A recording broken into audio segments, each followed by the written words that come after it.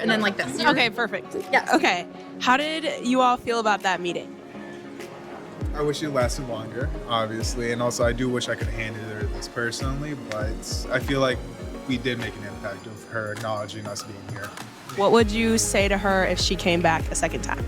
How it's affected my community, like my friends, my family, people who are suffering from addiction from nicotine products that are.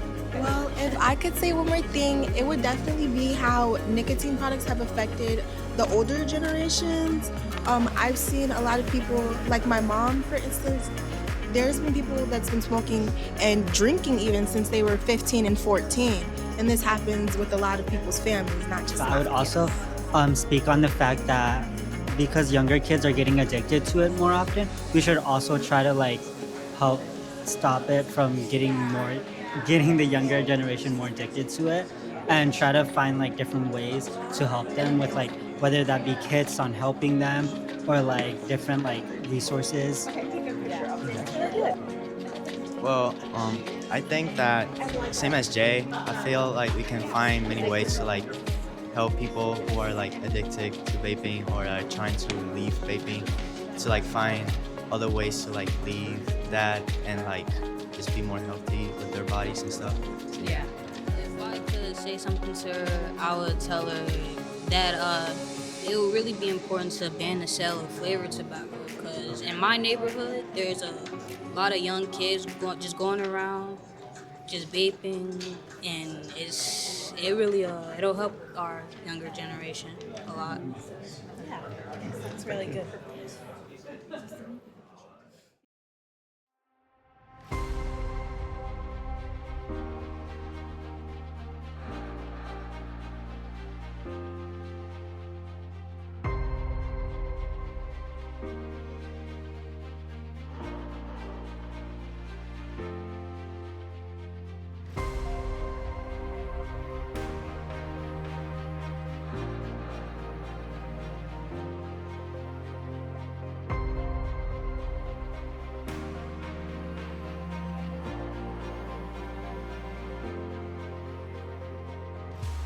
You got to talk to the Senate Majority Leader today. How'd that make you feel? Honestly, made me feel amazing, made me feel happy. Again, it's something to do to help protect our future generations and the future of just everyone, you know what I mean? So it's, again, a beautiful thing that we're just trying to stop something that's so harmful to everyone. So You got the power.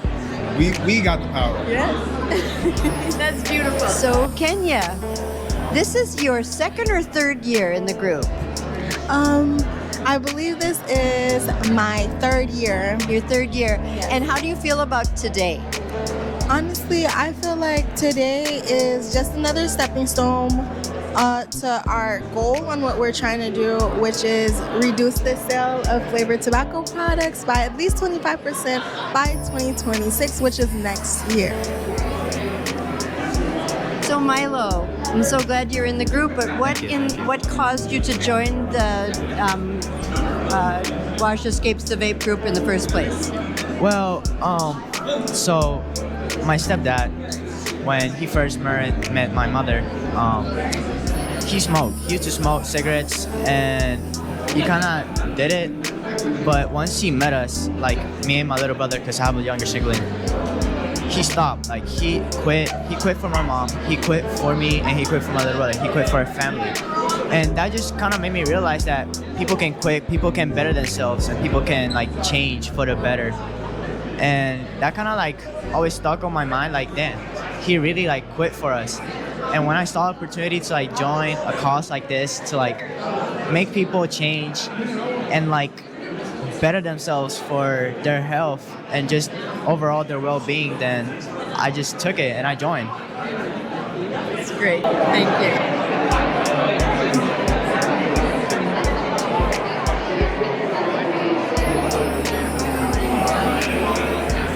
So Miguel, you've been part of the WASH Escapes the Vape program for a couple of years now. I'm so glad you are. But how do you feel about what we're doing today? How I feel proud, amazing about it.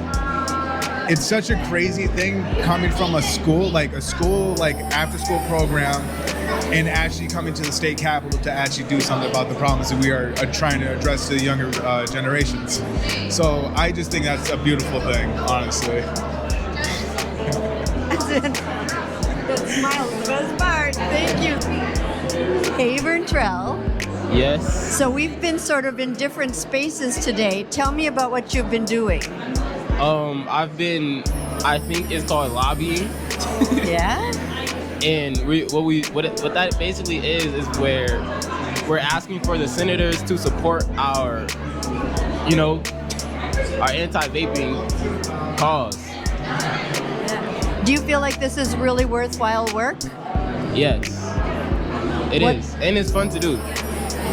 Yeah, we do have fun, don't we? Yeah. So Jay, tell me why you decided to join this effort to change things around tobacco use.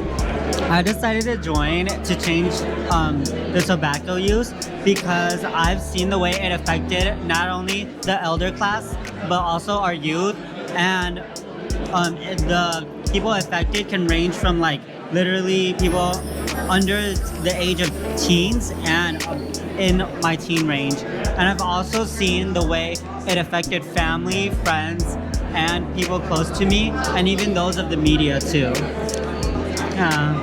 So I have another question. Do you think it's fun to be involved in something that's got a real purpose like this? Yes, I think it's so fun, and I think it's great advocating for something you believe in. But something that I personally never got is the fact that like, why do people still like vape or like do stuff that will harm themselves? So like, and why do like, and I realize that's why we need to advocate, because even though if we know something's bad, people will still do it. And I think it's a great cause to advocate for. And yeah. That's beautiful. Thank you. Of course. So Nathan, how do you feel about the fact that tobacco companies target young kids? I hate it. So what is it that you hate about it? I hate how they think kids are easily manipulated, and how they spend so much money on marketing towards people like me and people like my little cousins. Beautiful. Thank you.